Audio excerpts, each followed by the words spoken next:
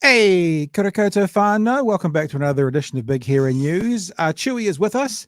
He's just had a reboot of his computer, so don't panic. He'll be here momentarily, my friends. Hope you're all doing well. Hope you're having a good time. Hope you've had a good weekend. We have a lot. Oh,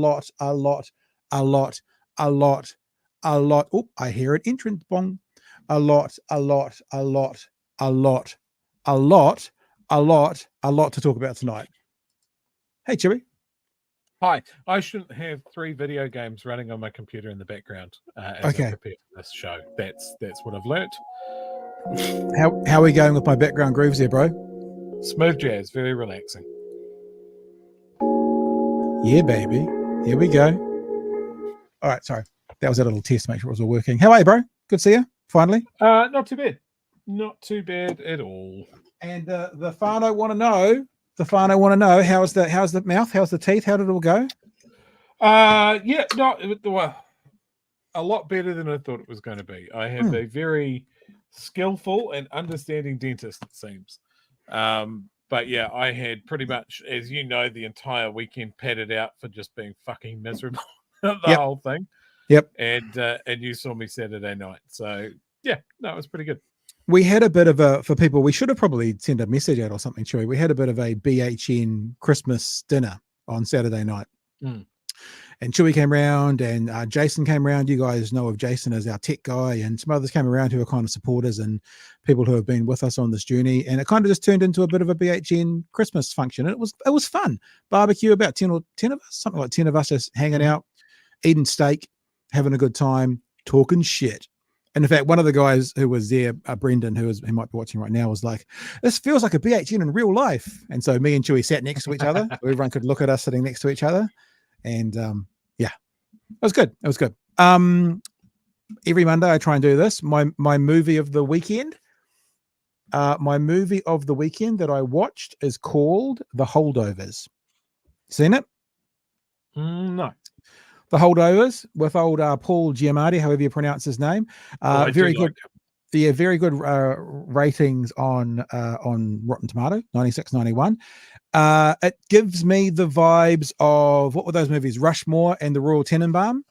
That kind of vibe, that kind of quirky, not black comedy, but sort of comedy, quirky storyline. He's a teacher at a private school. And the holdovers are kids who aren't able to go home for Christmas. So they have to stay at the school through the Christmas period. And it's a story about him and one of the students in particular, and how they interact through that Christmas period. It's really adorable. It's really cute. If you haven't seen it, The Holdovers, I can highly recommend it. I'd put it up there as my number one movie of the last 72 hours. I don't know what that means. As someone that's worked in retail for as long as I have, it is very rare for me to partake in a Christmassy anything. But I watched a Christmas movie over the weekend. It came out last year. It was called Violent Night. I have heard of it, but I haven't seen it yet. From the producers of John Wick, a Christmas movie. Writing it down. I laughed so much. It is so much fun. Yeah, David Harbour's amazing. It's a great movie. I'm a bit of a, this is I don't know if I should admit this or not, but I'm a bit of a Christmas movie tragic. I love Christmas movies. And normally about this time of year, I start watching them all again. Now I know there's a new Eddie Murphy movie out this year for Christmas. And I saw, I didn't read the write-up, but I saw a write-up that said why this movie's been made for New Zealanders. So I'm intrigued. And as sad as it sounds, I love Tim Allen's The Santa Claus. Like I said, I am a proper tragic when it comes to Christmas movies. And I see on Disney Plus, they just made a series called The Santa Clauses. So I am going to check that out as well. I know I've dropped down in everyone's kind of perspective now after admitting that, but hey, we all have our quirks. I like Christmas movies. Let me say to you, I'm getting this off. Oh, that's something funny, actually. When we watch some clips that we're going to play later on with Christopher Bishop, everyone's now saying, what I'm saying to you is, even Chris Bishop started saying it. It's started to take over the world. So what I want to say to you is, we are keeping our BHN shop running for this week. I told you last week we might, but what I've done, Chewy, is I've taken down the Christmas hoodie and t-shirt option. So I said last week, if you want to get the last merch of the year, if you ordered last week before 9 a.m. Friday, that's off at the printers now. I should get it back either tomorrow or Wednesday, and then we'll get it sent out. This stuff here, I hope to still get to you before Christmas, but because I feel like it might be a bit tight, I didn't want you to be expecting a Christmas hoodie and it not turn up. So I've taken the Christmas hoodies out of the store, but you can still get Chewy's favorite number one podcast in Swaziland. You can still get it. You can still get our course. See, Chewy likes that one. I like the social, this one that has a social commentary. I feel that's closer to my heart. Therefore, for those with power, equality feels like oppression. And of course, this will be the very last week ever that you're able to get BHN gear with the original BD tag on it. So selling in 2024 onwards, it won't have OB on the back. It's just a little nod of the cap, nod of the head, a tip of the cap. I mixed up my metaphors there. To say people bought their BHN gear in the first year that we were selling it. So if in 10 years' time, when we are the only watched media source in the country as Chewy takes over the country, we will actually be gentler on you as your overlords, knowing that you've got OB gear from way back in the day. That sounds fair. Just before we crack into it, Pat, we do have a question, very important question. Is Die Hard a Christmas film? Yes. 100%. Yes. Here is my advent calendar. Oh, is it the plaza? Yeah, it's Nakatomi Plaza, and it's got a little Hans Gruber that falls down through until Christmas Eve. I love it. I do have a couple other tragic entertainment things about me. I don't watch a lot of trash TV, but there's a couple that I do like. And one of them is, I can't remember the name of it, but I like it. And it's where a whole bunch of Botoxed up, that's every reality show I know, but like real estate agents sell stuff in Beverly Hills. And they work for a group called the Oppenheimer Group. So some of you will know that, or the Oppenheimer Group. Some of you will know that. I don't know what the name of the show is. Selling Sunset, I think. It's terrible, but I like it for seeing the houses and stuff. And they once sold an apartment. I've got a reason for this. An apartment that looked down on that building, because it's obviously a real building. So the apartment that they were selling looked down at that building. So you had a view of where the helicopter would have looked at when all those explosions went off, which I thought was kind of cool. Nice little thing. Now, anyway, guys, listen. There's no time for this frivolity. No, I know. We just said beforehand, we'll just get straight into it tonight because we've got so much.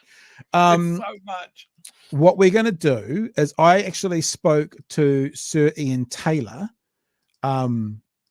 today for 47 minutes. We just talked. It was really a really good talk. Ian is a really interesting cat, right?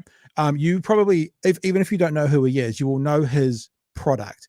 Anytime you see on cricket that ball tracker, or where the ball's going to go, anytime at the America's Cup you see the boats following each other and how far apart they are, that's Animation Research Limited. That is his business. And he started that technology, and you know he's served the world in animation when it comes to sports. He's obviously now getting to other things as well. He's very heavily involved in the education sector, educating our kids, yada yada yada. And he's a Dunedin local, and he's always up for a chat. He had, it's probably fair to say, Chewy, an issue with Labor in the last election. And a lot of people look at it and think that his issue had to do with vaccines and mandates and stuff. It wasn't that. Let me explain kind of what it was. I think it'd be fair to say, I shouldn't be speaking on behalf of him, but as I spoke to him for 47 minutes, the reason is we're not playing the full 47 minutes tonight. So I'm trying to give you a bit of a coverall before we play some clips. Is world leading in our initial sort of lockdown, getting COVID out of the country. That would be where he is. And then I think it would be fair to say that he feels that we kept on focusing on the health of the nation above and beyond, my words now, but lifestyle and business of the nation. And perhaps in his ideal world, we would have gone health, and then we would have started to go health and business, and then started to do this But it's probably fair to say for New Zealand, we did this. Then we went like this, health, and then we went business, like at the end sort of thing. I get the sense that's sort of his big complaint about it. Now, if I'm wrong, and Ian, you've seen this, I'm happy to correct it tomorrow. But I wanted to talk to him because he's brought out an article over the weekend, which I should have brought up, which I haven't brought up. But it talks about the unintended consequences of electing a national government, well, a national act, New Zealand First government. And I wanted to talk to him about it because I'll be clear, I don't show this clip now, but he doesn't regret his vote. He makes it very clear when he talks to me. And if you want to go and watch the full 47 minutes, it's on Patreon, and we will be playing it on Friday night. There you go. We will be playing it on Friday night as a Friday night episode in its entirety, and it's on Patreon now if you're a patron. And one of the what I got from reading the article that Chew is showing us, it's quite nice having my hands free with someone else doing the scrolling. I quite like this. One of the things I got from it is kind of a little bit of shock, especially with the Smokefree 2025 being scrapped. And so what I get from that article, I don't know if you've read it, Chew, but if you have, you can give me your sense of it. What I get from it is kind of him realizing that this government coming in, which is the government he voted for, has some unintended consequences that he's now reflecting on. He's not Brexiting it. He's not remorse. He's not regret, but he is acknowledging now that there's some unintended consequences. And he's been quite honorable, actually, because he was on a couple of very high profile boards, and he's resigned his position from those boards so he could be free to speak honestly about how he's feeling. In other words, he didn't want some criticism to come out, my word again, and then have that reflect on the charity he was a board on. So he's resigned those positions so he could speak out. I didn't actually highlight any of the conversation between us. Is there a particular bit you want to highlight and read out there, Chewy, and then we'll play a clip? Yeah, like I read this thing and like my first reaction is, oh, what the fuck? You know, we've had him on the show before, and he was talking about how capital gains tax is just absolutely cooked, all of these good things, and he seems to be like quite a liberal voice in the business world, which is great.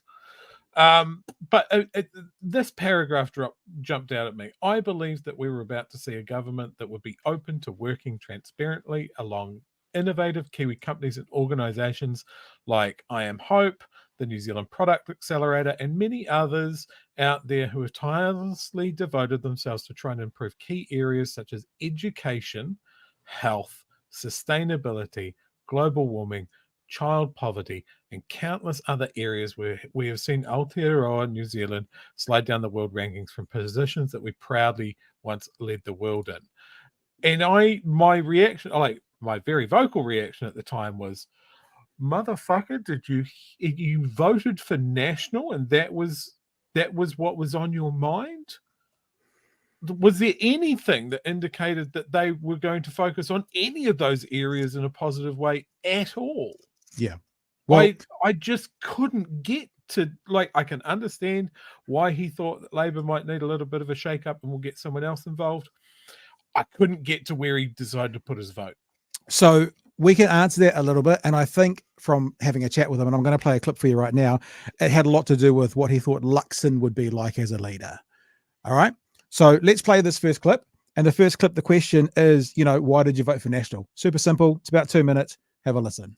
And over the pre-election, I had time to talk to a number of politicians, but what I'd seen with Christopher Luxon, and I didn't know him from the days when he headed Air New Zealand, but what I felt I saw was somebody who would, untainted by long time in politics, would be able to listen to options, weigh them, and happy to have the debate, happy to have the discussion.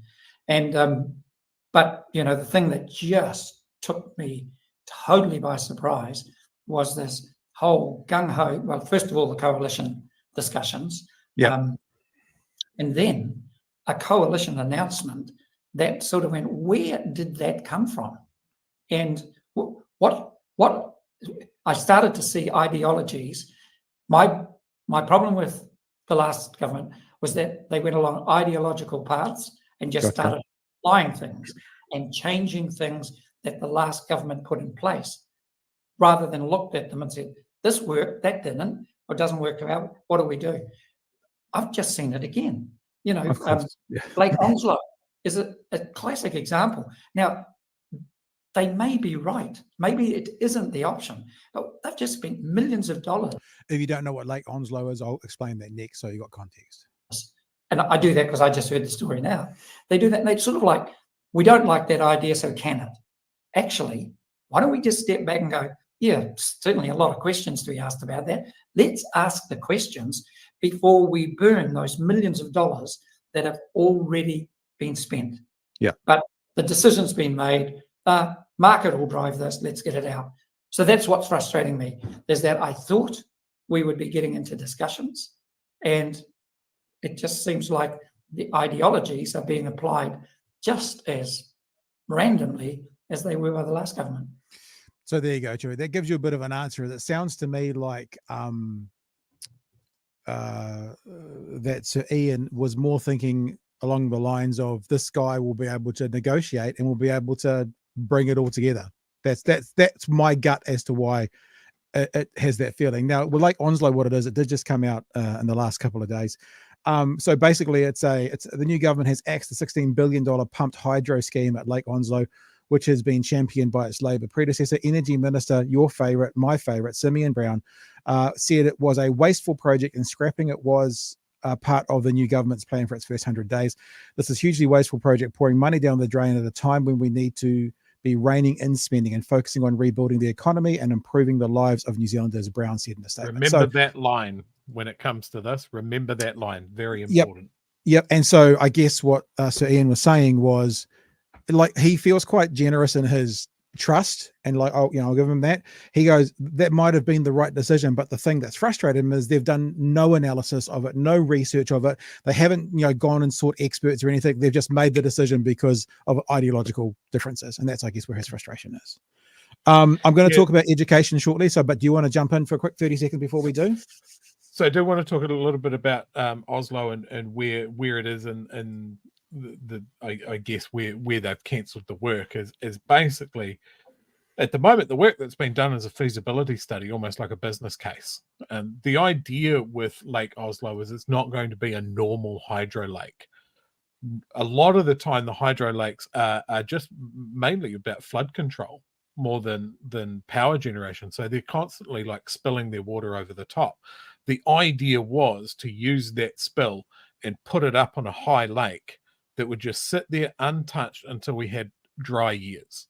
Right. Now, I don't know how many people have a memory of this, but I remember in the 90s where we had quite a few dry years, might have even been droughts and that sort of thing. And I remember the state of having brownouts, where the streetlights were off and they're telling people to reduce power because we didn't have enough capacity in the hydro lakes. I can only imagine that that's worse now. So the idea, looking at climate change in the future, the idea of working out whether this idea of pumped hydro, which to my understanding has never been done at this scale anywhere in the world, was a good idea as a kind of battery for our national grid, because 80% of our national grid is hydro. I'm of the mind that it's a good idea and it was worth investigating. Where National are cancelling this project is basically in the final yards of working out whether it's a good idea or not. Yeah, so they haven't done their due diligence. They've just gone. A bunch of work has been done. The money's been spent working that out, and before we get a paragraph at the end of the report that says actually this is a really good idea, or no, this actually isn't a good idea, they've gone, fuck it, gone. So 90% of the way there and 90% of the way the spend they need to find out, and they've just chucked it. I think that's the. I mean, I find frustration with that as well, and I guess that's what Ian had as well. They could have got that report and then gone, hey, look, based on the work that's been done and the information presented to us, the cost analysis isn't there. So we shelved the report, but it's a complete report and we're not going ahead with it. I think it is a more defendable position than we don't even want to know what the answer is. Yeah, it's just 100%. Gone because it's a Labour 100%. Thing. And there's a lot of that going forward with them. Let's get Wellington moving, light rail in Auckland. There's all of this work that's at the final hurdles, and then they're not even holding on to find out what the answer is. Yeah. Although they'll spend a couple of $1 million putting their coalition together over 2.5 weeks. Okay, we're going to keep tracking because this next conversation is a bit longer, and it's a point. Is it a point of disagreement? Maybe it's a point of confusion because Ian, as all of us, wants a world-class education system. Yeah. So one of the things we talk about is what he saw in this National Act, New Zealand First Government, what they could do for education versus what I saw. So this is about a 6-minute clip. So I'll take me and show you off the screen. You can just watch it as you watch it. We'll be back in 7 minutes to have a chat about everything that gets said. So they're going to sharing his thoughts on building a world-class education system. This is Sir Ian Taylor. But as I looked at the options, I looked at Christopher Luxon, the National Party. I looked at what they were talking and aiming to do in a general sense, and felt that they would listen to options. So I shared the view that the most important thing we had to build was a world-class education system. Mm-hmm. I think that is the most important thing we should do. Once you start to get your education right, that means kids being fed in schools, kids being given every opportunity, turning the education system into a place that kids really want to go to, how we inspire kids. So that was a big driver in what Luxon talked about. And I have to be fair, David Seymour is a big proponent of lifting our education system. And I saw in a couple of speeches that Winston gave, I didn't know whether he'd be in, but he had education really high at the top of his list. So for me, I believe that that's where we should be spending our most money. And I thought that there is enough for me to support this party, this side, because if we can shift how we educate our kids, we will change the country in a generation. So let's get on with it. Look, I think you're right. I'm interested just to delve a little bit into this, because what you're describing of national, I didn't see. And I didn't see it so I'm interested as to how you did. Not to say that I'm right, you're wrong, you're right, I'm wrong, but just to flesh it out. Sure. Because I know that National were very, very clever this election cycle by blaming Labour for where 15-year-olds were coming out with results. That's that whole thing about what results 15-year-olds were getting. But the truth is, and I know because I was involved in the sector in 2010, 2011, when national standards came out, introduced by National, the whole education sector said, hey guys, if you introduce this is the results we're going to get. And then 12 years later, we're getting those 15-year-olds that would have been 3 and then gone through under national standards, the results that they were threatened that the education sector said they would. So the reason those 15-year-olds are getting those results today are actually because of national standards that National implemented. So they did very, very well by blaming Labour for that, when it was really national policy that's the most likely scenario for the results today. But now talking about this reading, writing, arithmetic, an hour every single day. I've worked in primary schools. I know that you have about 4 hours of teaching time a day, right? That's about it. 3 of those hours are taken up with these things, which are now mandated. I know we all hate that word, but mandated by a new government. That leaves an hour a day or 5 hours a week for PE, music, art, school assemblies. And it's just, to me, it feels nonsensical.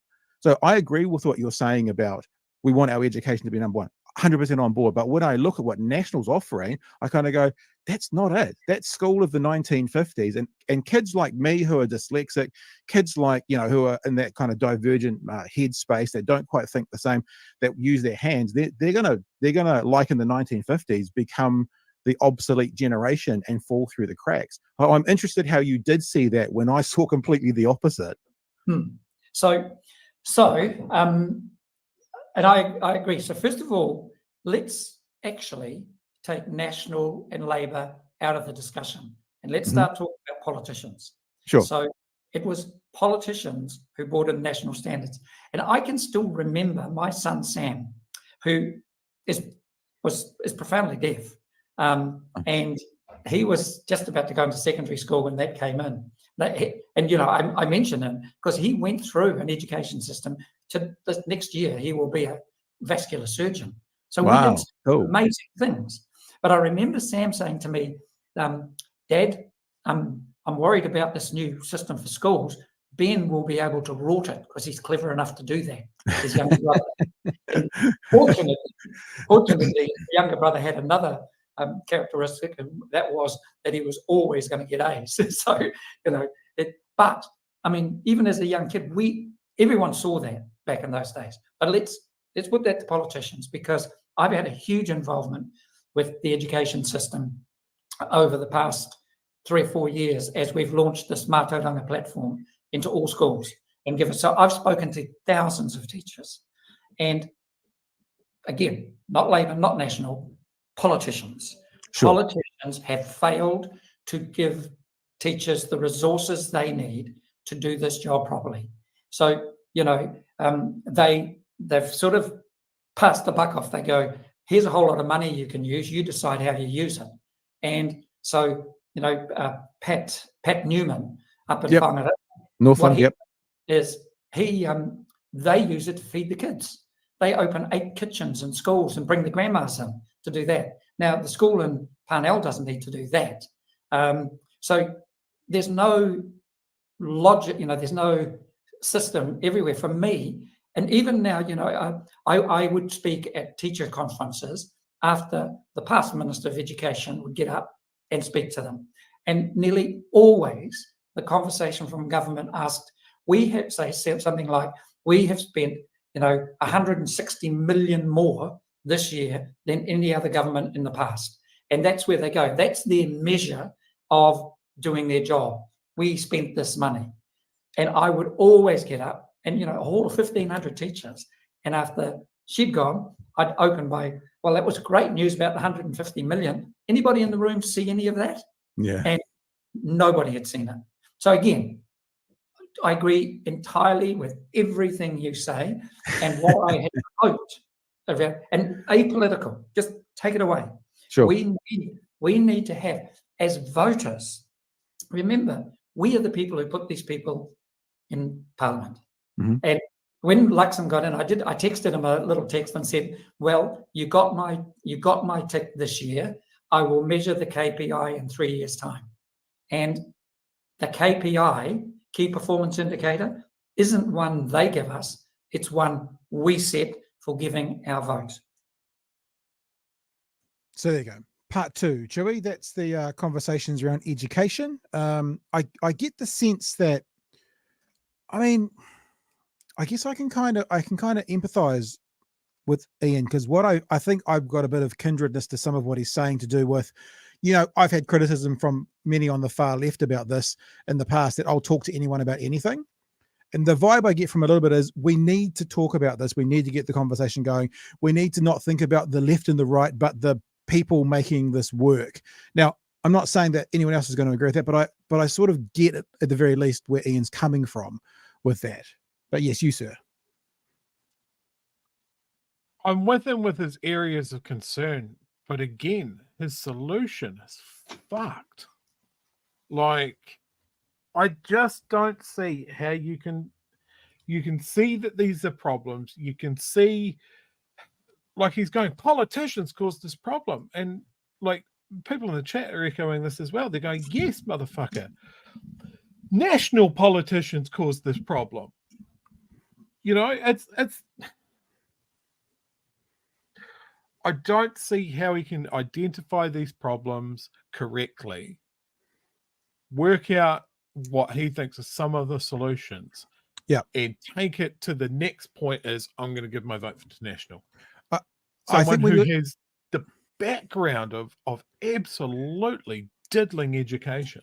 Yeah, no, and I think that's fair. Look, and I think that's why we had a disagreement there on that kind. I was trying to figure out what he was seeing, and I also think the idea about the KPI, the key performance indicators, what I hear him saying as well, and I'm interested for all of us about this, is it sounds like he puts his vote somewhere because he feels that team has deserved the vote this time around, and so. I don't think I don't agree with that either. Yeah, well, I don't think the clip has shown this, but he's been like it does in the full conversation. He's been voting for 53 years, and he's only voted National twice. Every other time he's voted Labour. And I asked him in one of the conversations, why did you vote? And he said the last time he voted National was when John Key said that he'd work with the Māori Party. That was the last time. So the 2 times he's voted National. So I don't know. So again, Okay, that's a good reason to vote for the John Key government. Again, I disagree with it, but it's a good reason. It's a solid reason.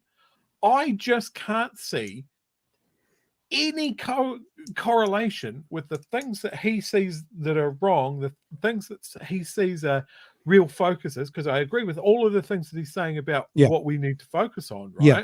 But you're saying that National's not going to provide that. You turn to National and you weigh them up on their statements, what they've decided as a focus, the things that they say that they are going to do, and go, these things go together. They don't. You can be a business leader. You can be a very smart guy, but you could do some dumb stuff still. And I'm sorry. I think the guy is. I think the guy is smart. I enjoy the things that he has to say. I've enjoyed the times we've had him on the other show. On this, I'm not with him. I can't get there. It's funny the way, because like you say, you agree with what he's saying, the principles about what he's saying, as I do. But what you're saying is you can't see how then someone would get to the conclusion, oh, so National. That's the disconnect. And I'm with you, because now I'm going to play. I was going to play 3 more clips, but we've got so much to talk about tonight. I'm only going to play 2 of them. The other clip I'm not going to play. We talked about his frustration with National, to be fair, and how they keep mentioning, for example, the Scandinavian countries as a target for like education. And the point I made was, of course, because you can't have a Scandinavian education system. And the thing that I said was, when you're following an economic system like the Tories do in the UK, the Scandinavian education system comes with a Scandinavian economy and a Scandinavian tax system and a Scandinavian economy. So we can't let National, and this is his point, not mine. We can't let National basically say that and have their markers be like, we want to be as good as Scandinavia, without all those other things that line up to give Scandinavia that result. So I'm not playing that one, but that was one of the clips. The other thing, and sorry, you want to go? Yep, sorry. I just want to go. This is a really common thing with National as well. They'll compare us to Australia on one thing and then ignore the things that help them do that. Yeah. And we'll look at Scandinavia for education, but we won't look at the fact how much they pay their teachers, how they structure their year, the gauges that they use to work out how successful kids are. But then we won't look at Scandinavia for crime and rehabilitation. Yeah. Because we'll look at America for that. The best example we saw of that pre-election was, I can't remember which one of the morning shows it was, but talking to Mr. Luxon, and he was talking about all these nurses going to Australia. And the interviewer said, they pay a lot more over there. Will you pay them more, Mr. Luxon, to keep them here? And he wouldn't answer it. So in other words, they're able to use that to then bash Labor, but they'd give no solutions. And actually, to be fair, if anyone out there has seen the full, like if you've got patrons who are watching and you've watched the full 47 minutes, you tell me in the chat if I'm wrong. To be fair, I think one of the frustrations I got in the full, not I got, but I heard in the full conversation is, kind of testing why they're saying it and giving solutions rather than just complaints. I'm butchering that a bit, but that was certainly one of the conversations we had. As I said, you will get to see this in its entirety on Friday night, or if you're a patron, you can see in its entirety right now. This next bit, though, Chewy, I think I think you'll like this bit, because Ian shared a really decisive, insightful position about basically why National has no motivation for fewer people to smoke. You know how they're saying, but we're going to continue to stop people smoking. Well, they have no motivation for that. I'll let him do it first. I won't steal his thunder, but it's a very, very, very good point he makes. So this clip is about 2 minutes. So we'll just stay here over to the side. We have the power. We have the vote. We have to start talking together to see, as the voters, what are the common grounds we really do have. And let's start with education, because education is where we start to learn about the health. And you're right. It is a ridiculous argument to say we're losing this much tax from cigarettes and we need it to give a tax break. I mean, there might have been some argument is we need it and we're going to put all of it into health. There might have been a little argument, an argument to that. It's all going to go into health. But no, it's going to tax breaks. So that doesn't make sense. But the other thing is, if that becomes a core revenue generator for you, the last thing you're going to do is put in place policies that actually threatens that revenue generation by getting people to stop smoking. That's the last thing you're going to do. And those are I think the responsibility of politicians, the media in asking these questions, they have to ask these questions, but they have to also provide solutions instead of just letting them get away. Because, Chris Bishop would I don't want Chris Bishop to say more people are going to die, because we all know that, and if he's not going to say that, but what I would like him to do is answer the question from a business perspective. You're a businessman. From a business perspective, why would you then go about threatening one of your major income streams? What's the answer to that? Yeah, we need to ask cleverer questions. Yeah, so from a business point of view, they need more tax to do what they want to do. Therefore, financially, it would be advantageous to this current government for more people to smoke, whilst they're saying we're trying to reduce the number of smokers. So how do so take the politics out of it. Now you're a businessman, Christopher. Where's the business logic in that? Yeah. You are investing, you are creating an income stream on the one hand, and you say you're going to destroy that income stream on the other. I thought that was a really interesting point, Chewy, that National has no incentive to have fewer smokers. In fact, because they're relying on this income to pay for their tax cuts, National has an incentive to have more people smoking. And I haven't heard that from anybody else. And I agree with Ian that the media should be asking Christopher Luxon that question. And Dr. Retty, if he ever comes out from his cave, why would you want to drive the numbers of smokers down when you need the revenue to pay for tax cuts? I thought it was a really good point. And that is reflected with a whole bunch of stuff that Luxon's talking about. Oh, we want the smoking rates to go down, but we're not going to do anything to encourage that. In fact, we're going to take away something that was planned. We obviously want to hit our climate targets, but we're opening up oil and gas exploration. Yeah. We of course want a lower road toll, but we're not going to look at dropping speeds in places and the road to zero as a pipe dream. Yeah. He wants to play both sides. Yep. But he's always coming down on the stuff that we've done before, the invested business interests and that sort of thing. I mean, if you have to, I don't even know if we're playing any clips from this today, but having Christopher Bishop try a tobacco lobbyist try and front foot this stuff, they realize people know that he was a tobacco lobbyist, right? That's not a secret. Yeah. They just don't have visibility on this. And they don't have a long-term solution for this. Nothing stacks up. There is no vision. There is no aspiration. It's just cheap and short-term. Little side note, I've just heard from Debbie Naruapaka. She just emailed me back in the last 10 minutes, so we're going to get her this week.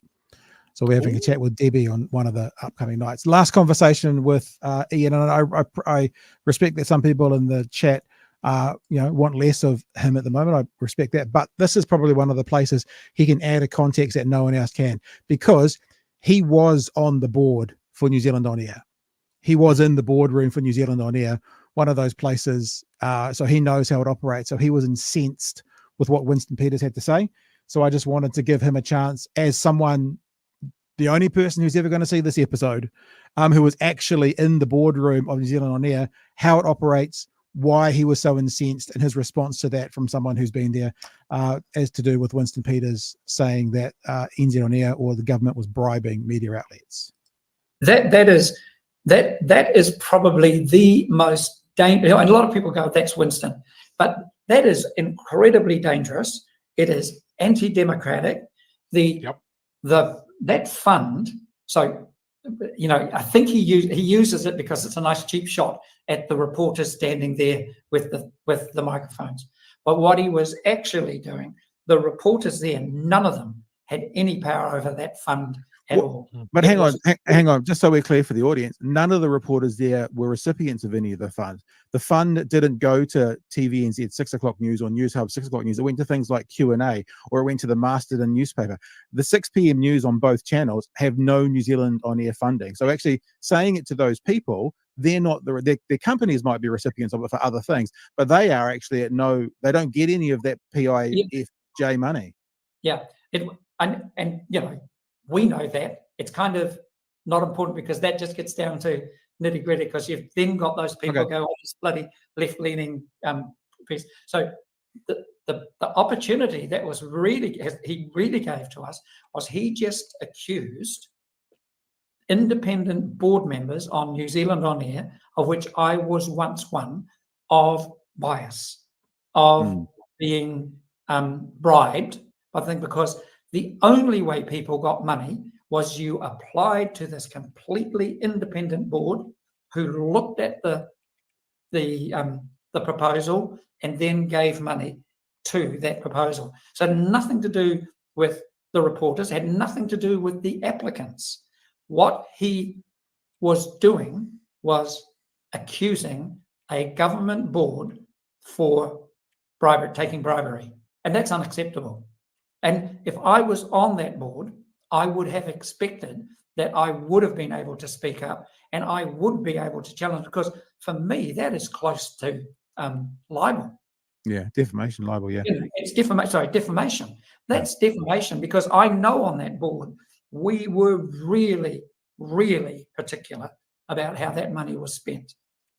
There you go. From the inside. What do they say? From God's mouth to your ears? Is that what they say? I don't know. Yes. So I want to make sure that if we get a chance to speak to someone, as Hamilton said, was in the room when it happened, we always want to get that voice out there. I don't have too much more to add to that, Chewie. As I said, we'll play that in its entirety on Friday night. And if you're a patron, you can see it now. Do you want to wrap up with anything from what you've seen? Oh, let me just say as well, Ian is very keen for us to play the whole thing. I am as well, because it's a meandering conversation. And some of the things I say, he bounces off, and some of the things he says, I bounce off. So you can never get the entire context within short clips, and I'm aware of that.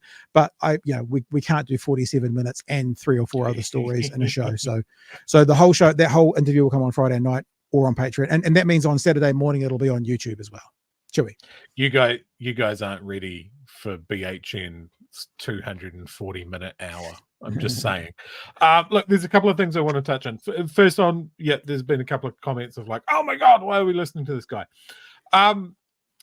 I think he's a really interesting case. And Pat, you've had this experience of, I think he's someone that you could sit down, and I wouldn't have a problem saying any of the things that I've said tonight to his face, because I think it would be a discussion. I think it's someone that has his positions and can defend it, can discuss it.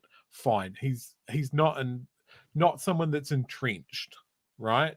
There's people that will never see this show that there wouldn't be any point discussing with it, because there's no give and take. I think with him it's slightly different. I also want to touch on what he said there about Winston's comments being damaging to democracy, and they 100% are, and there's not enough conversation about it. He starts eroding trust in the fourth estate, the people that are there to tell us what the politicians are doing. The moment we disconnect that from it, it's a pillar of a functional democracy, and Winston's eroding that to get it, as he said, a cheap shot against the reporter in front of him. And it's a clap back to his camping mates from the front lawn. And it's 100%. Echo, 100%. And it is dangerous when we have a leader as weak as he is, that he doesn't have the power to go, yeah, Winston was well out of line there, I'll have a word. Luxon's just soft echoed him. And as we saw last week, a bunch of senior ministers are also going, it's just Winston being Winston. And he's not wrong.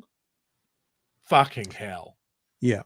No, look, I think I think that the point you made about a clap back to the cookers is exactly that. And look, we're not going to talk about it tonight, because what is there to talk about some guy breaking into, privileged information and sharing it online and getting arrested and having part of that world. Look, I'll say one thing about that, right? I don't have anything queued up about this guy who's taken stuff from which organization was it? Te Whatu Ora, I think. Yes. And here's the one thing that'll tell you everything. Chantal Baker won't touch it. The information. She knows it's all bullshit. What's their name? The Voices for Fuckwits girls. They won't touch it. They're not going near this information. They realize that there's more there than not. The people who are touching it are the Liz Guns of this world and the counterspin medias. And that almost says it all. It almost says it all. That if they're not going to touch it, the two kind of, should we call them mainstream conspiracy theorist groups, that it's almost not worth. I mean, it's worth talking about, watching a person lose their head in a car wreck is like a interesting to look at for 5 seconds, and then explain what you just saw, and oh my god, I never want to see that again. But other than that, there's not much depth in it, really, Chewy. Yeah, so we're talking about this guy and his leaked information, this scandalous. Yeah, the 20.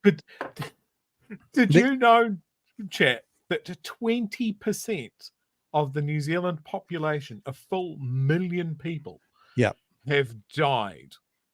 It's funny how we can do that and be one of the only countries in the world through that COVID period to have our life expectancy go up, still losing all those people. What's even funnier is he sells it. My understanding is people literally dropping dead in the actual straight after the injection. And if you look into the data he's released, there are people who are dying 200 days after the injection, averaging 82 years of age. It's like, okay, right. But hey, Plunkett, our favourite person that's an amalgam of wet toilet paper, shower scum, and pancake batter, the pancake batter, and the worst parts of the internet. He's all over this. No, he's not. No, he's not. Is he not? I thought he was talking to Liz Gunn today. No, I looked at a clip of his today. It came up my algorithm, and he said, in fact, he's my source. There you go. I'll admit it, for saying that Chantal Baker and the Voices for Fuckwit girls aren't touching it. That's where I heard it. So no, I don't think it's the case. So he won't touch it. Okay, cool. Well, I'll give him credit there, which is a tiny, just an infinitesimal amount of credit, considering his behaviour against Tory Whanau last week. So yeah, there you go. That's the only time I'm ever going to give it to him. All right, let's keep trucking, because we've got a bunch of stories we'll get through, and I'll try. I hope I won't drop any, but we'll try and get through as many as we can. How about this one? This has not got any video to it, so let's just read it because it came out, I think, kind of late this evening. But we're getting reports that Simon Brown, Transport Minister Simon Brown, has moved swiftly to instruct Waka Kotahi staff to begin using their agency's English name first in communications. A spokesperson for Brown told One News in a statement on Monday night in a meeting with officials, Transport Minister Simeon Brown advised NZTA of the coalition agreement regarding the use of Māori names and to ensure that they had a plan to give effect to it.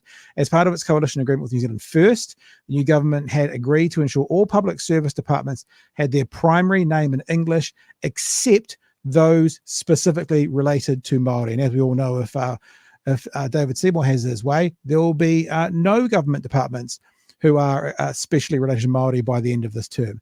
I don't have much more than that for this, Chewy, but you're welcome to chime in. I'm sure you've got some thoughts around that. Oh, do I have some thoughts, Pat? Yes, I have some thoughts. This prompted me to send what I promised to you to be the first of many emails to new government ministers about the stupid shit that they're doing. This is only the first email that I have sent to Simeon Brown tonight. He is going to know my name. Kia ora, Simeon. I just thought I'd reach out to you about the above agency, which is under your purview as the Transport Minister.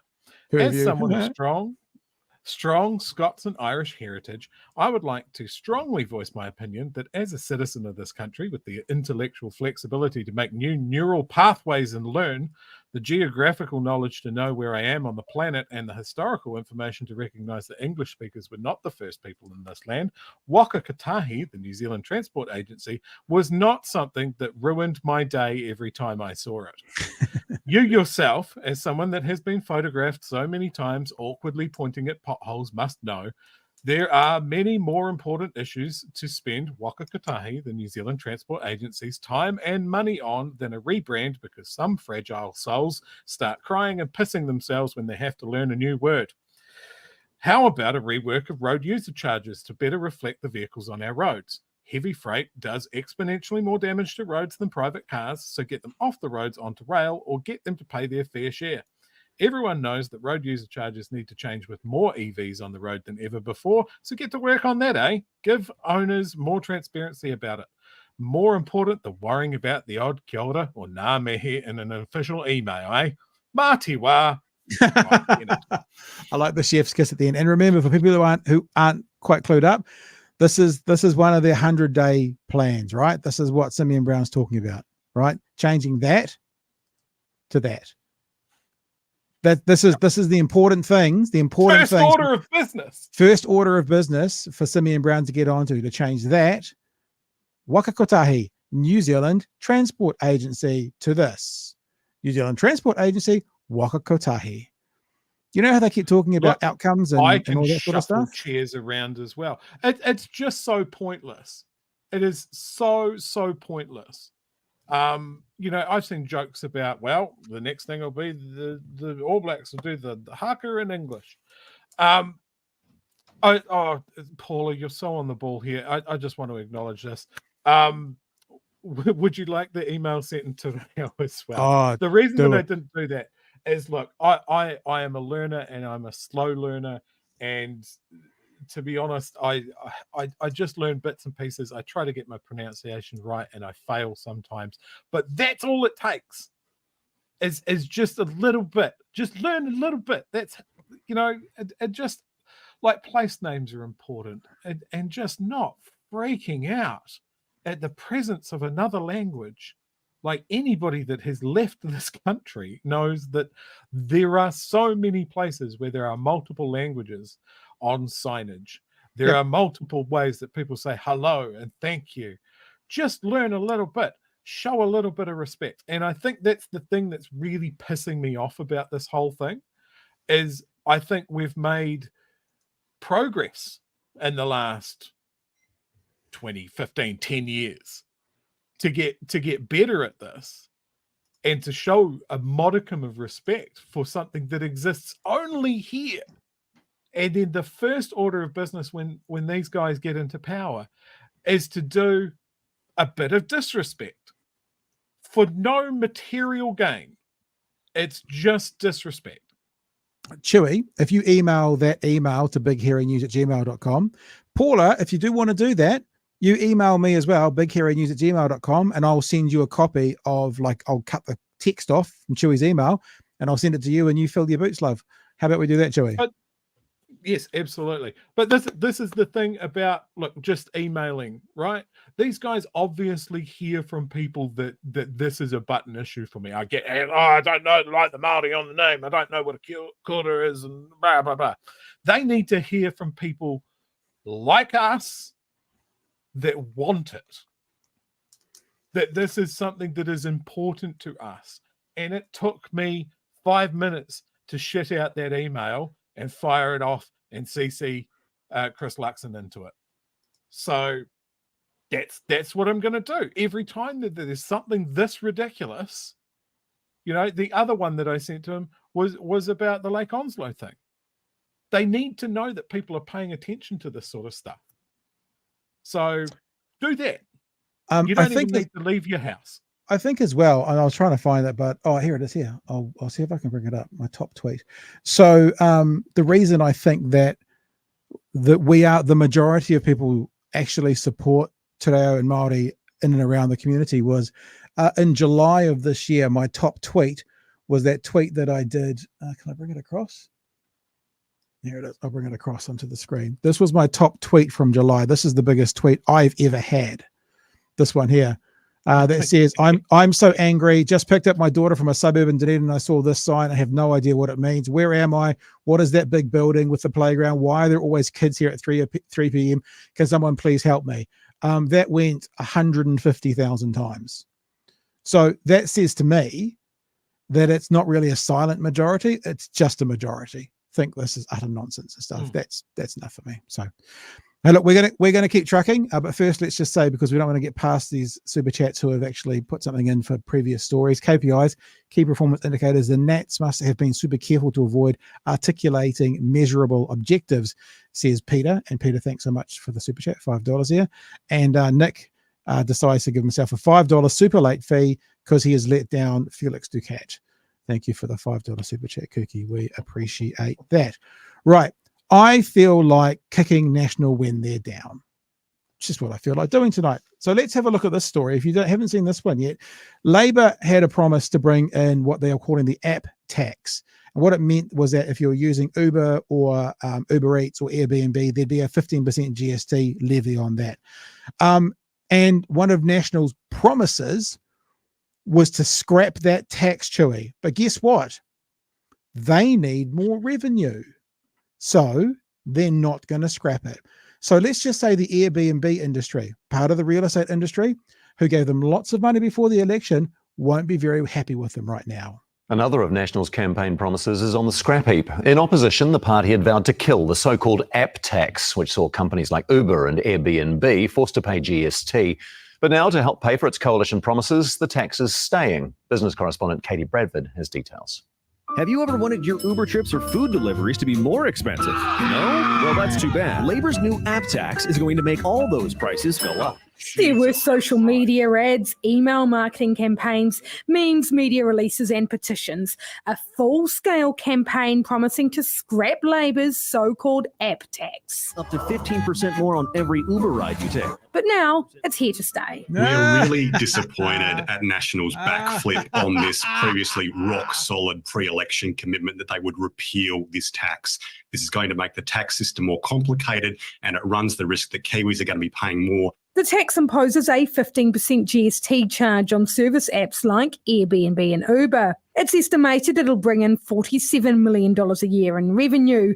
But in August, National argued it'd force Kiwis to pay more for services during a cost of living crisis. We will cancel the app tax. Airbnb already pays GST on what we earn. What this system will do is create a system whereby hosts, the people who own accommodation, will have to be paying GST in addition to the GST that we pay. That means GST is going to be applied on a number of bookings where it wouldn't have ordinarily applied, and that just means that cost gets passed on to consumers. Labor says the tax always made sense. This is an absolute shambles alongside putting in place. How much are Labor MPs who were in the last government just loving what they're seeing? Like I said last week, I mostly am concerned for the vulnerable, but that vindictive part of me is just kind of, it's like a lapping up of this. And it's really, remember this, actually, I should be careful. I'm not trying to be vindictive, but what it is holding National to their own standard. In other words, what they've promised, or holding National to the standard that they held Labor to. That's all it is. So this is not going above and beyond. I put a few tweets out today and people were like, oh, so where were you when Labor was doing all this? I was like, yep, we were talking about it. Where are you now? So it's that. I love it when that it's like, you don't watch the show. Shut the fuck up. Yeah, watch the show.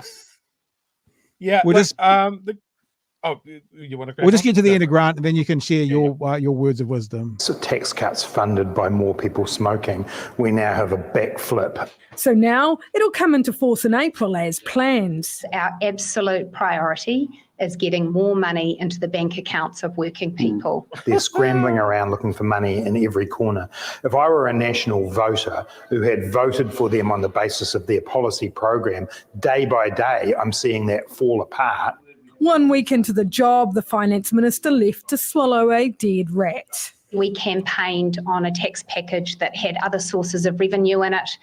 We now have a... We just didn't know what they were before the election. I'm going to leave her right there, Chewy. Off you go. So hang on. They have sort of gone, hey, we campaigned on this, so we've absolutely got to do it on a whole bunch of stuff, right? And then on this, it's suddenly like, no, we need more money. Yeah. So, we campaigned basically, if they dig their heels in on campaigning on stuff, it means nothing.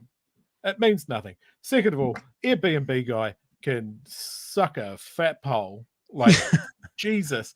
Like, all of these apps that they're talking about are companies with like terrible reputations for outcomes, right? Uber just banking billions of dollars on the back of contractors, not employees. Airbnb has ruined communities and taken millions of homes out of the market For renters. For renters, for people that want to own a home. Now they're profit generating units. They've shit on hotels and actual professional accommodation all over the place. Fuck them. I don't care. This argument that everyday New Zealanders are going to pay more, but if you don't like it, mate, pack up your shit. Just get out of it. I don't care. Like this app tax is obviously something that needed to happen, and National have acknowledged that, but just do not want us to draw a straight line to them going, it's a terrible piece of Labour policy, it's absolute bullshit, and all of these flashy ads that real cash from these apps have funded, and now these guys are salty because they're not going to get their way. I love it. It's delicious. More of it, please.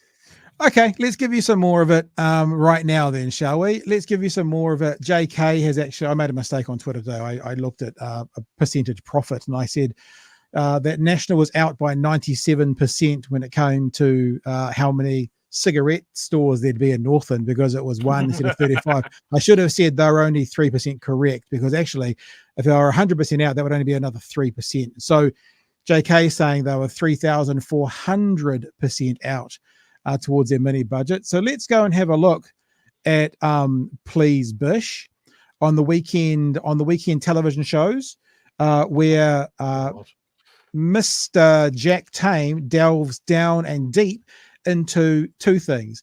Will more smoking kill more people? And of course, Bishop says, I don't accept that. And then, which is worst words I can use in the world. And then he's also asks him about these things in Northland. And he refuses to acknowledge. It is quite fascinating television to watch. I'm sure you'll all enjoy it.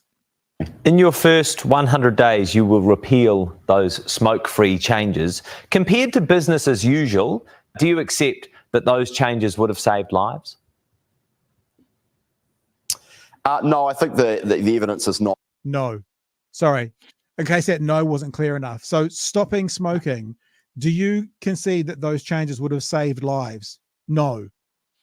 So that's his position, is stopping smoking would not, there's no evidence to say that would stop people from, say, getting lung cancer due to smoking. We'll just replay that in case you missed it. Saved lives?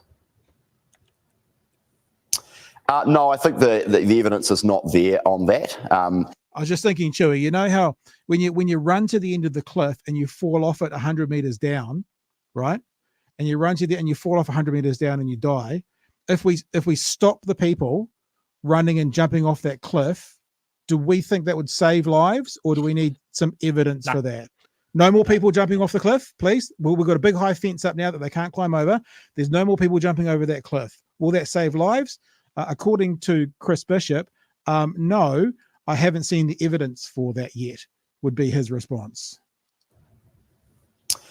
No, I think the evidence is not there on that. Actually, the changes are highly speculative. Actually, were opposed, as I understand it, by some people in the sort of anti-smoking, smoke-free movement. Things like, for example, having one store in Northland that can sell cigarettes. I mean, Jack's looking at his notes. Jack's looking at his notes. Be careful. I've got that one.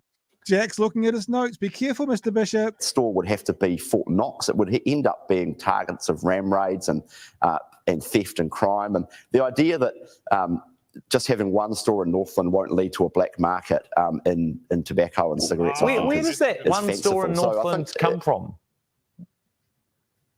Well, the government published, basically the plan, as I understand it, I'm by no means an expert on it, but as I understand it, the government published a plan to significantly reduce down the number of retail outlets where you could buy cigarettes. And my understanding is that they basically proposed one store for the Northland region. So people would have to travel, vast distances I went through the list to cigarettes if they were a smoker. Yeah, I went through the list that was produced by the Director General of Health in September of this year. So there are going to be 600 stores nationwide, right? I went through the list. Before he does this, though, just think about it. And look, I'm embarrassed I didn't think about this. If they said there's going to be 600 stores, like, I'm embarrassed I didn't click onto this straight away. Proportionally, Northland, if you think about the land mass, right, would be maybe a fifth or a sixth of the North Island, so maybe a 12th of the whole country. Land mass.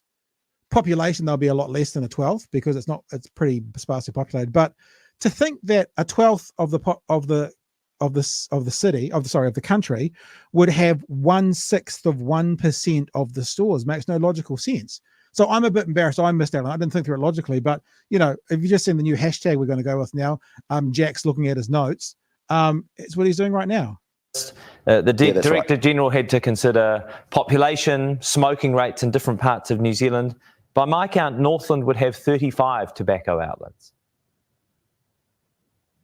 Yeah, well, I haven't seen that list, but my understanding is that, and Northland is one of those examples, but there are other parts of the country. But you just said one, and you just said one. Hang on a second. You just said one. Seller of tobacco. No, but you just said one, and that's right. There'd be one store in Northland. That's my understanding. Yes. That's what the Prime Minister said the other day as well. But the Director General of Health has published a list with 35 for Northland, so hardly start. Well, I haven't seen that list, but there's no doubt that so why do you keep on saying reduced down the number of outlets from 6. What? Yeah, did you just say it's part of your job? I mean, if you're making these statements and making these things, the Director General releases the information. Why the fuck have you not seen it? Why the fuck have your people not seen it? Now, on one level, right? On one level, people make mistakes. I did it when I was talking about this on Twitter today. I said they're out by 90%, 97%. We make mistakes, but I'm not making promises to the country as to how I'm going to run the country and giving them reasons as to why I'm cancelling policy. My mistakes are because I'm an idiot buffhead from the bottom of the South Island. Your mistakes turn into policy being made that the whole country has to abide by. This mistake involves a policy that's going to kill, according to research, 8,000 more people by 2040. I think you getting it right is a bit more important than me getting it right, Chewy. Yeah, so what we're seeing from the leader of the House right here is learning, apparently in real time, the difference between being in opposition and being in government. Yeah. In opposition, you can just say any old fucking shit and just go, yeah, the other guys did it and it's bad. And he's tried that now and is not across the thing that he's there to speak about. Like, you can't just go, well, that's my understanding. No, you go, these are the numbers that I have seen because I am good at my job. And to not be like, we spoke about this last year of like one of the worst things that you can do is leave your leader in a position of repeating some dumbassery that you've decided to come up with. Yep. Because your leader is going to have to fucking walk it back. And nobody likes doing that. If you're a good leader, you might cop to it. If you're a bad leader, you might throw some members of your team into the grinder. Yeah, or under the bus, under the bish bus. All right, let's play a bit more of this and then we'll move on. Yeah, that's right. That's my understanding is there'll be one store in Northland and significantly reduced number around the country. And in lots of other parts of the country, you would have just one or two potential stores. That's what happens when you have a licensing Chris, I've just told you there are 35 in Northland. Reduce the numbers. Well, I don't know how much further we can take this. My understanding is there's just one available in Northland. But regardless, you're going to see significantly reduced numbers of tobacco outlets. And our view is that will lead to a black market and it will lead to ram raids and those stores becoming Fort Knox. It's the exact opposite of what we want. I read Treasury's regulatory impact statement for the Smokefree Aotearoa action plan. It suggested the plan would result in $5 billion in health spending savings, $5 billion in productivity gain. So remember that. $5 billion in health savings. So that's $5 billion we don't have to spend. And $5 billion in earned income. That's $5 billion we get. That's a $10 billion hole. $10 billion that this is going to cost the country. $10 billion. And that the plan would save thousands of lives. You say there is no evidence that that would be the effect. But your government has said that other changes it would introduce would help to reduce smoking rates instead. What sort of changes might help to reduce smoking rates that your government would support? Well, New Zealand smoking rates have been on the decline, actually, since the last national-led government. That wasn't the national question. Government of That wasn't the question. Tell us about how you're going to bring numbers down. 2008 onwards, significantly raised excise on tobacco, introduced plain packaging, for example, as well, a range of You other fought that, amendments to our motherfucker. smoke-free. And remember, Chewy, what you've always said, he's talking about what they did do in the past. He's saying this is what did happen. That wasn't the question. Laws. So our smoking rates have been declining, and we want them to continue to decline as well. We just don't think limited number of stores, the other measures that the government has proposed are the right way to go about doing that. But we do want to see fewer people smoking and taking up smoking. And actually, that is what is happening. The other thing that's happened is vaping, of course, has become an alternative to smoking significantly. That's enough time for him. I'm bored with his face. The other thing something that Ian did say today in my conversation, which I will now relay, is he actually made the point, and I'm paraphrasing, you can't have it both ways, Bish. You can't say we are going to be the party that gets ram raids under control, that's going to stop ram raids, and also say we can't reduce the number of outlets that sell cigarettes because of ram raids.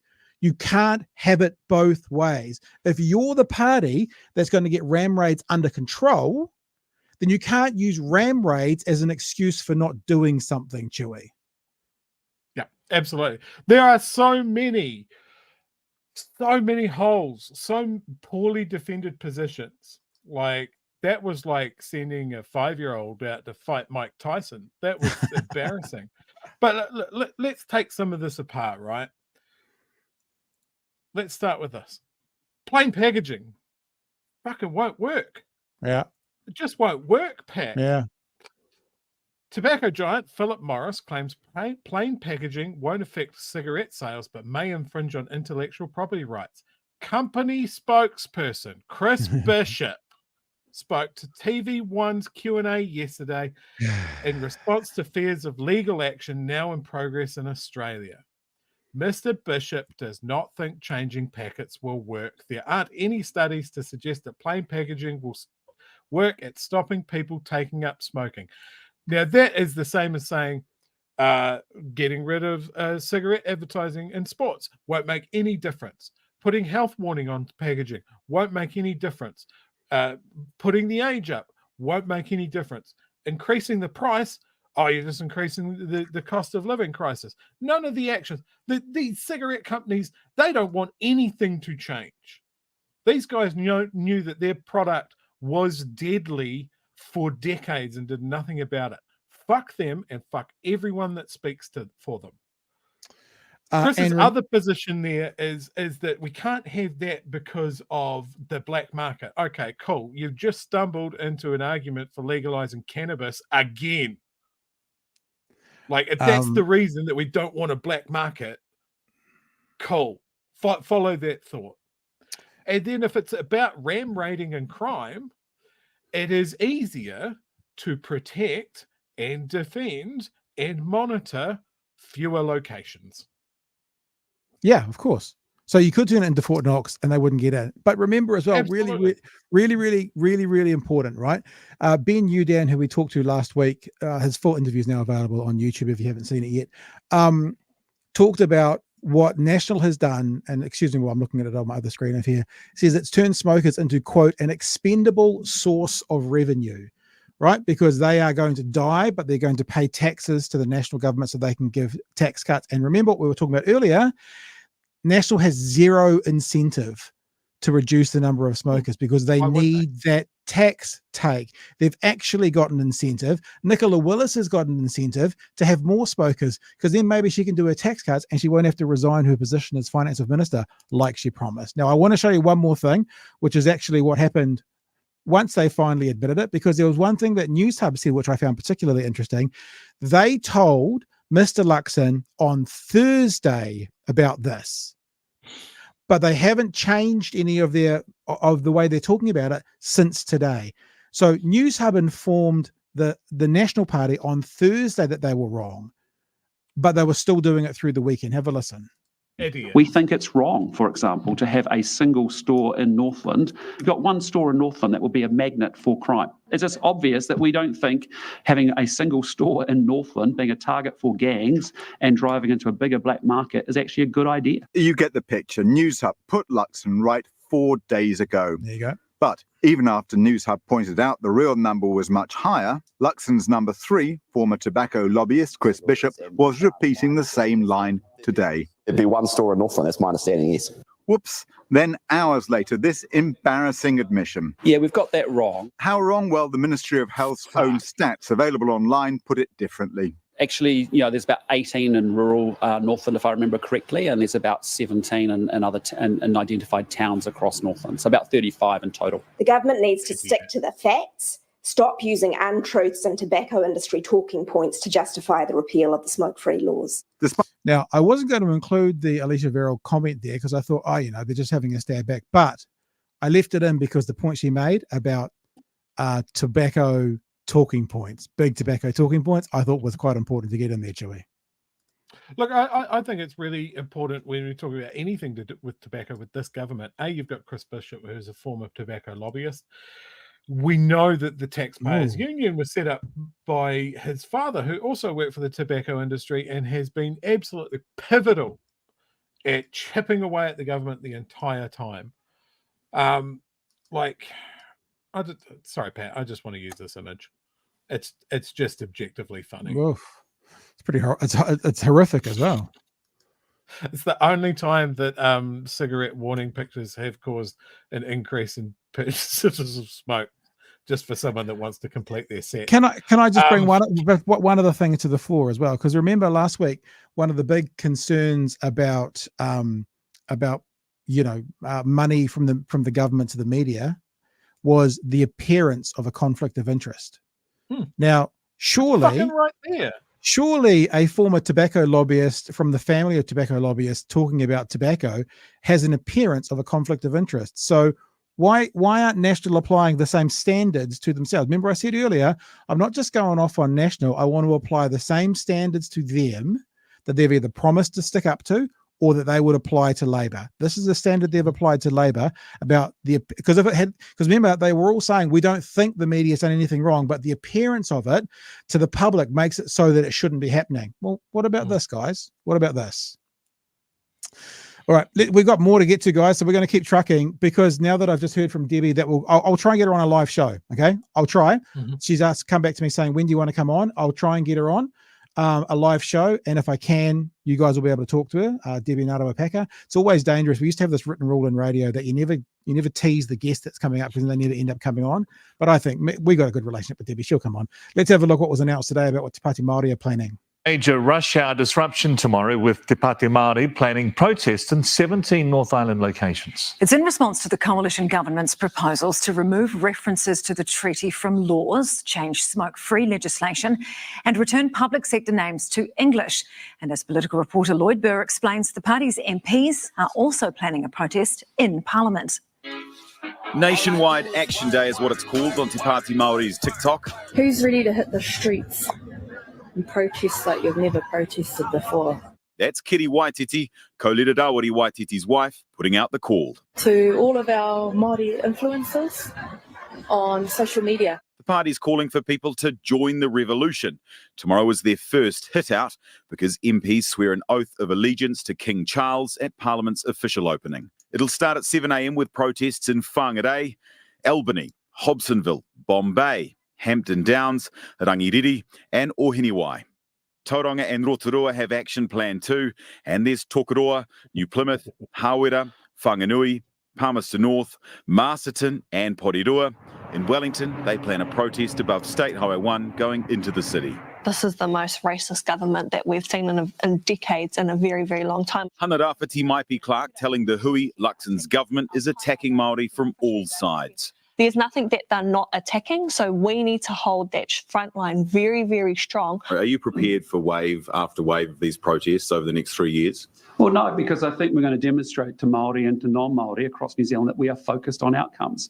I've been trying to be really clear with New Zealanders. This country needs a turnaround. Work that we have done across successive governments, Labour and National, to improve the lot of Māori within New Zealand. Going backwards on those things, I think will be bad for the whole of New Zealand. Police say it's likely to disrupt traffic in a number of areas.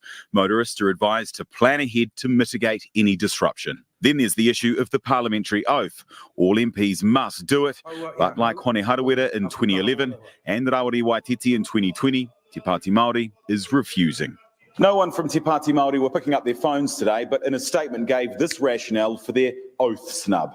Māori owe no allegiance to the genocidal legacy of the British Empire, adding the crown is tainted with the blood of Indigenous nations and its throne sits at the apex of global white supremacy. So it's fair to say tomorrow's swearing-in ceremony will have some fireworks. Oh, so there you go. So just as that was on, I thought we might as well just tell Debbie, why don't you come on tomorrow night? So I've just emailed Debbie back and I said, how's tomorrow night 9? Come talk to our online whānau. We'll see if she gets back to us before the end of the show, or I'll let you know what's happening tomorrow. Make sure you follow us on Twitter, because you will know first as soon as we book in something what it's going to be. It could always just be a pre-record. That's very possible, because obviously she's a politician and incredibly busy, and we're just slobs at the bottom of the South Island with lots of spare time. Well, I am. Chewy's not. Chewy's very busy. I've got more to go to, more stories, Chewy, but you want to mention on that? One of the things that I really appreciate about Te Pāti Māori is their statements. That I think they're careful with the language that they use, and it gets a reaction, right? If you like the apex of global white supremacy, that is a hell of a thing to say, and it's not wrong. And they say that the crown has the blood of Indigenous nations, not just Māori. Yeah.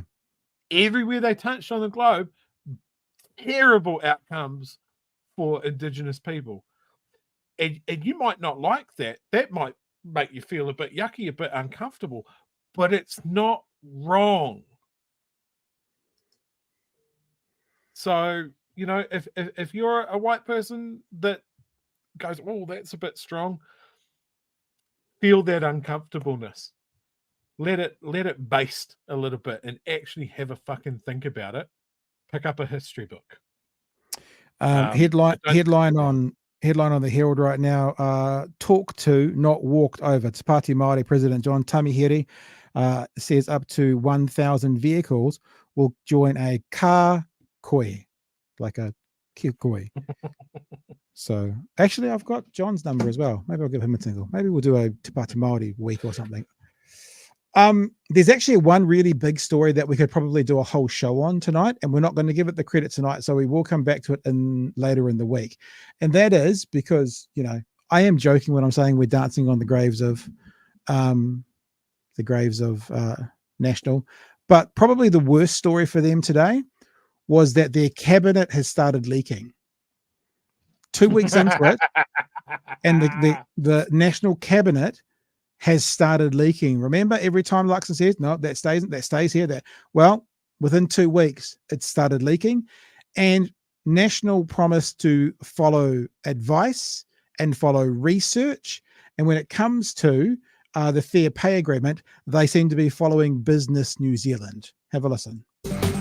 Tēnā tātou katoa, good evening. Newshub has obtained a leaked cabinet paper about the coalition government's plans to repeal fair pay agreements. It reveals the move would disproportionately impact Māori, Pasifika and young people. It shows the workplace relations. No shit, Sherlock. What are we thinking? Minister is at odds with official advice. Political reporter Amelia Wade has the exclusive details. The day fair pay agreements were passed was a big day for workers. Union! Union! And scrapping the deals dumped the FPAs was a big campaign promise for National, and they'll now be gone by Christmas as part of the coalition's 100-day plan. It's something that we opposed in opposition, as did the other parties in the coalition as well, and it's something that we want to push on and actually get repealed. But there's been a major leak about those plans. Newshub has obtained a cabinet paper and advice from Treasury. Does that worry you? Again, I'm not aware of that, so I can't. But does comment that on worry you that you've been in power a week and confidential papers are leaking? Again, I'm not going to get into that, Kevin. I don't know anything about it. The two papers reveal the Workplace Relations Minister Brooke Van Velden is ignoring official advice. Treasury told the minister women, young people, Māori and Pacific people could have disproportionately benefited from fair pay agreements. But Van Velden told Cabinet that she did not believe a blunt tool like FPAs would have been successful.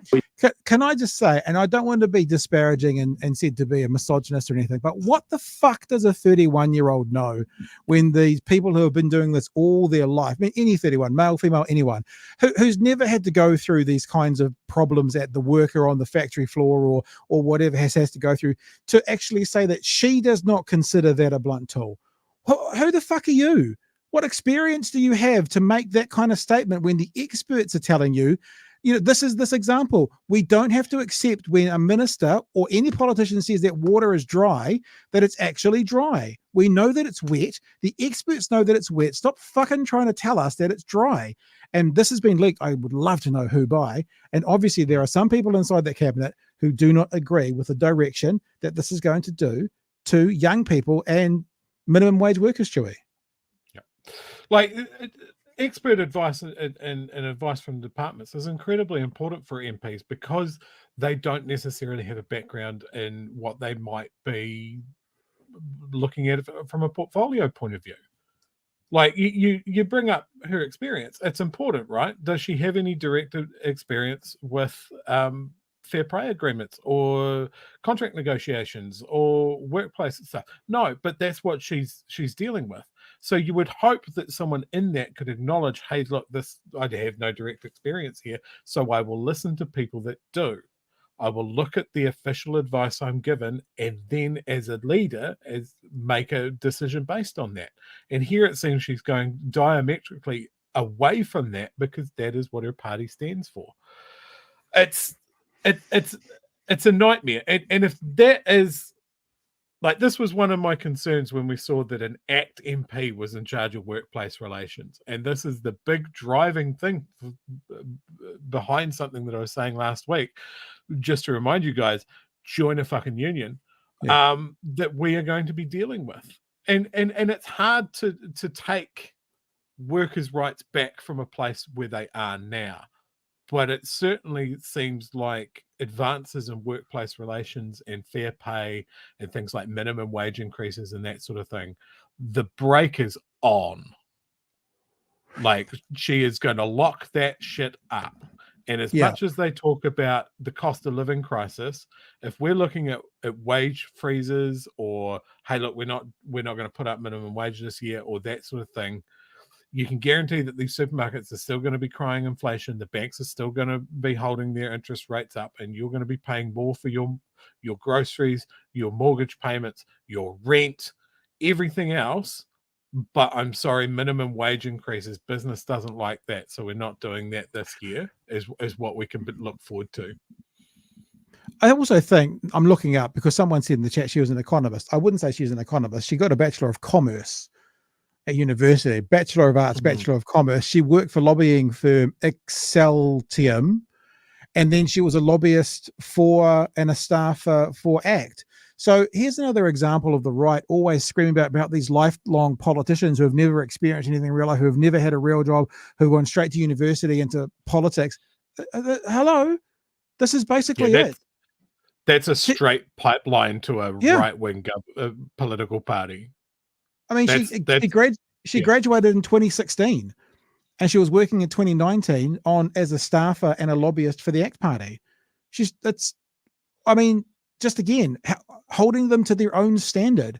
Who are you to make decisions and be so ardent against the experts that's going to impact the people who you know nothing about? I mean, even your constituency is one of the wealthiest parts of Auckland, down by Mission Bay, St Heliers, that area. It's like, to be so arrogant to say, I do not consider that a blunt tool. Who says? Why are you saying that when all the experts and all the people who know the numbers and have worked this out are saying the opposite? Anyway, we'll play a bit more. We just don't believe that FPAs are actually good to actually creating good business environment and therefore good long-term certainty for employees. Yeah, good business environment. good business environment. Bus drivers, hospo workers, security guards, cleaners, early childhood workers and supermarket staff have all had FPAs already approved. And on the whole, FPAs were expected to boost wages by up to $600 million a year.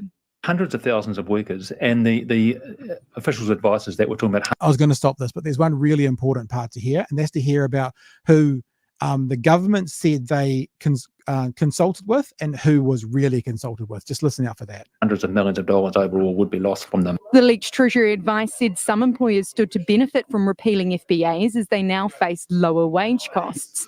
Van Velden also told her cabinet colleagues there had been consultation with the Council of Trade Unions and Business NZ, while Treasury said there had been no consultation. In fact, Newshub's confirmed Business NZ was consulted, but the unions weren't. It reveals a lot about the character and priorities of this government.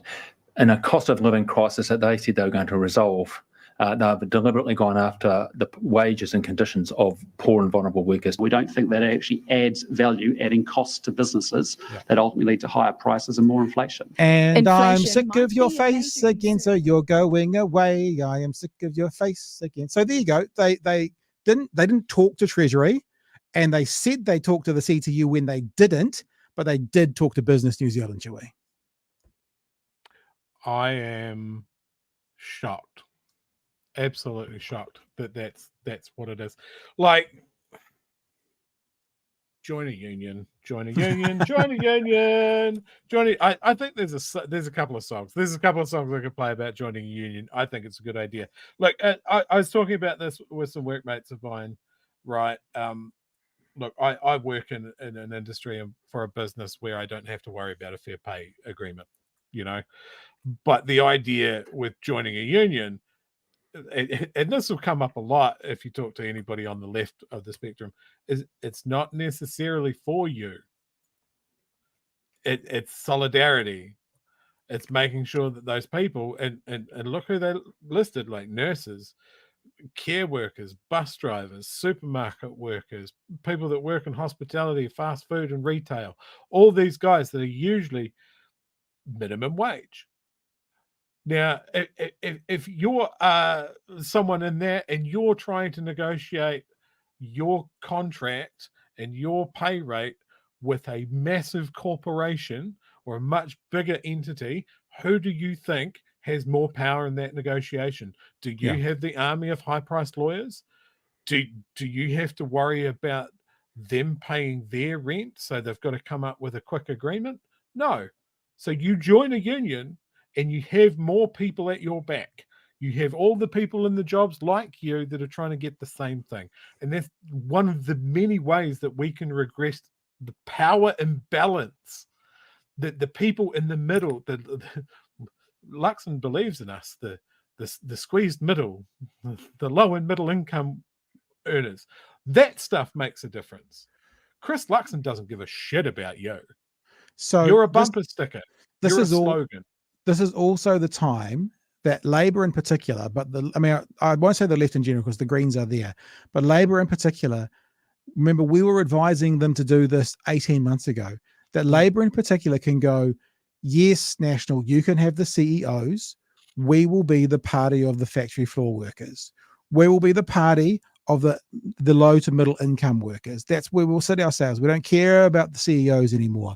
This is the time, because all these policy changes or policies that are coming in are going to help the business owners, and they potentially, I'll say potentially, giving some credit to some business owners, but potentially can fuck over and screw over the business workers, the employed.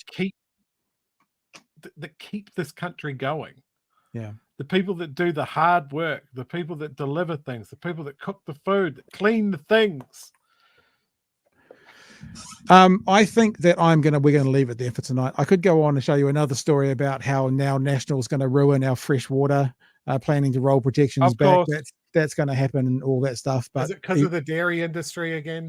Or about how the education minister has set herself a target to have 80% of children by 2030 leave intermediate school at or above their expected level, which she'll never do, especially with these news ideas that they're putting out there. But there you go. I've just done those two stories for you super quick. What I do want to do right now, super quick, is say thank you to all our patrons. If you're a lurker out there tonight and you like what we do, you can come be a patron. You can support what we do by heading to patreon.com/Big Hairy News. Want to particularly mention Darcy Lee Hume, who joined on up there, became a fuel layer member, and also Brother Monk signed up to be a coffee runner. We appreciate you guys. You every $5 to $250 to whatever does genuinely help. It helps pay the bills. It helps pay for the software that we use, the computers that we run, the internet broadband that we go. We genuinely appreciate you. And if you found us and you like what we do and you want to support us, then we would love to hear from you at patreon.com/Big Hairy News. I'll even put it in the little scrolly thing along the bottom to help you find us. Patreon.com/Big Hairy News. I haven't heard back from Debbie, so you will look forward to tomorrow night's show to see if we chat live or if there's a pre-record or it's live on Wednesday. We'll find out more. And if you want to know about it, then follow me on Twitter and I'll let you know about it as soon as I can. That's me, Chewy. Anything else you want to end with? Oh my God, there's so many things. Ref quit top. Oh, did he? Yeah. Have you not seen that? No idea. Another hour. No. He put out a statement. He has quit top. So that's 3 elections, 3 leaders for top.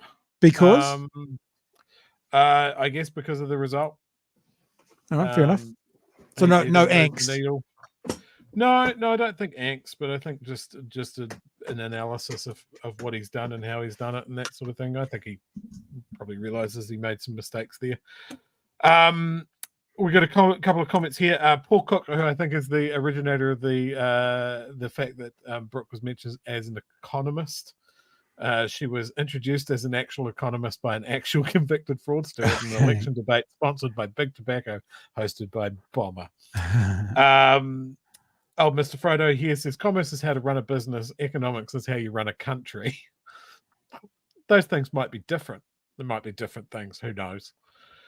Did you get Mr. Alex's super chat? No, you did. Mr. Alex here chucked $5 in the tin and said, I would like to say we officially have a Cooker government that repeals fair pay and does not want to end drug prohibition. Well, depends on what drugs. Some are fine. Some are bad for hippies. No, this is what I realized over the weekend. I mean, realized as in a billboard, it's like fewer cell phones, more smoking. National 2024. Yeah, just absolute brainworms. And look, as I said, send emails to these guys. Let them know what you think. It's so easy to do.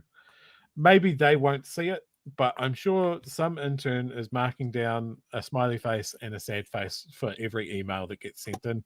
Let's give them something to do. Monday night's team. It's a big one. We'll have that full interview if any of you want to check it out on Friday night with Sir Ian Taylor. It's already on Patreon. It's on Patreon, though, only for paid patrons. So if you're lurking around on Patreon as a freebie, all good, no problems. But the content typically goes to the patrons who are helping us out. So if you're a paid patron, then you can see that in full on Patreon, or else you can join Patreon and you can check it out at your convenience, or else it'll be Friday night on the show. You know, we don't do a show on Friday night, so we'll put it up then at 9 o'clock to play out, and it'll be on YouTube on Saturday morning. All right, team, that's us. Love you to bits. Thank you for being with us tonight. It felt a bit ranty, but you know, that's what we do. That's what we do. What I'm here for. But you know, I don't have an ambition just to shit on National for 3 years. I have an ambition to talk honestly about what's going on in the news. And at the moment in the news, it's all bad looking for National. So it's what we're talking about. I mean, it's actually kind of the truth, you know?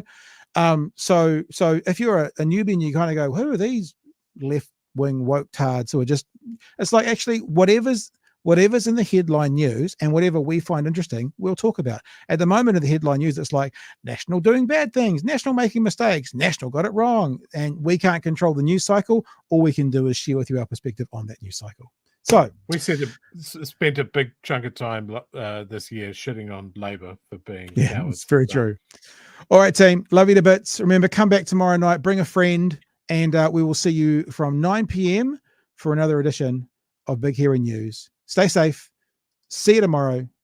Hooroo. Mā te wā.